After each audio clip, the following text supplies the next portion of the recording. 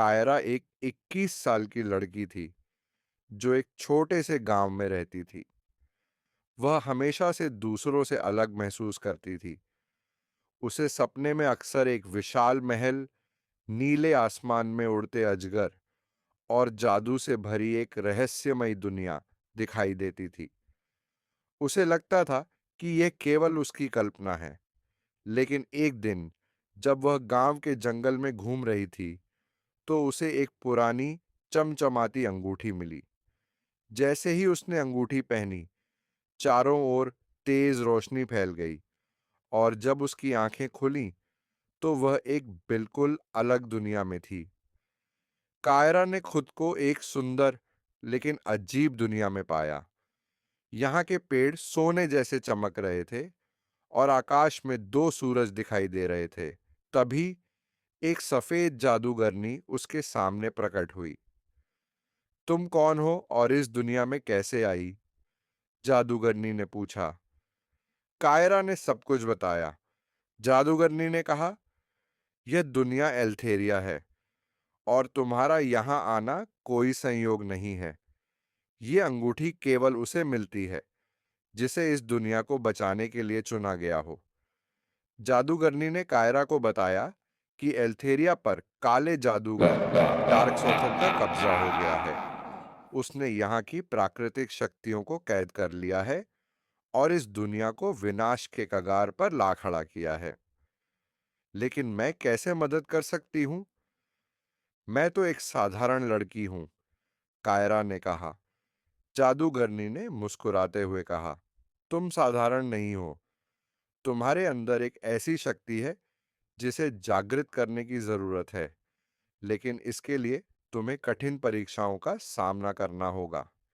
पहली परीक्षा में कायरा को अपने भीतर की शक्ति को पहचानना था।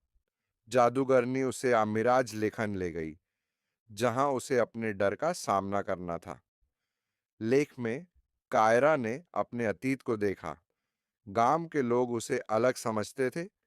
उसके माता पिता का खो जाना, उसका अकेलापन।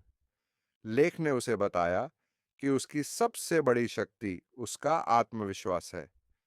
जैसे ही उसने खुद पर विश्वास किया, उसके हाथों से एक चमकदार नीली रोशनी निकली।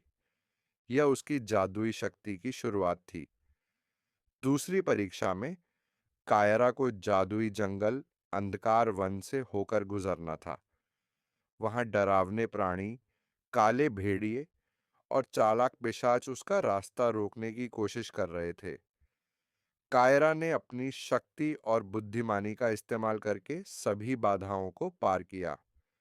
अंतिम परीक्षा थी सूर्यास्त तलवार को खोजना। यह तलवार ही डार्क सॉथ को हराने का एकमात्र तरीका था। कायरा ने अपने साथी एल्ड्रिन, एक बहादुर योद्धा, और फिनिक्सन, एक जादुई पक्षी के साथ तलवार की खोज शुरू की। उन्होंने बर्फीले पहाड़ पार किए, रेत के तूफानों का सामना किया और अंत में तलवार को एक प्राचीन खंडहर में पाया। लेकिन तलवार को उठाने के लिए कायरा को अपने आत्मत्याग का प्रमाण देना था। उसने साबित किया कि वह केवल इस दुनिया को बचाने के लिए तैयार है, न कि अपनी ताकत के लिए। तलवार पाते ही कायरा और एल्ड्रिन ने एल्थेरिया के सैनिकों को संगठित किया। उन्होंने काले साम्राज्य पर हमला किया। कायरा ने अपनी जादुई शक्ति और तलवार का उपयोग करके डार्कसॉथ की सेना को हराया। अंत में उसका सामना डार्कसॉथ से हुआ। यह लड़ाई बेहद कठिन थी, लेकिन कायरा ने अपने साहस और अपने साथियों की मदद से डार्कसॉथ को हराया।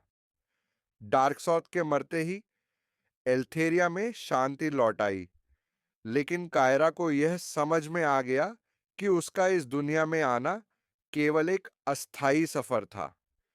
जादूगरनी ने कहा, तुमने एल्थेरिया को बचाया है, अब तुम्हें अपनी दुनिया में लौटना होगा, लेकिन यह अनुभव हमेशा तुम्हारे साथ रहेगा। कायरा ने सभी से विदा ली और जैसे ही उसने आंखें खोलीं, वह अपने गांव के उसी जंगल में थी जहां से उसने ये सफर शुरू किया था। कायरा की जिंदगी अब पहले जैसी नहीं रही। वह जान चुकी थी कि साहस, आत्मविश्वास और अपने कर्तव्य का पालन करना किसी भी बाधा को पार करने की कुंजी है। और कभी-कभी जब वह अकेली होती, तो उसे लगता कि वह अब भी एल्थेरिया की हवाओं और महलों को महसूस कर सकती है। हर किसी के अंदर एक जादू होता है, बस उसे पहचानने की देर है।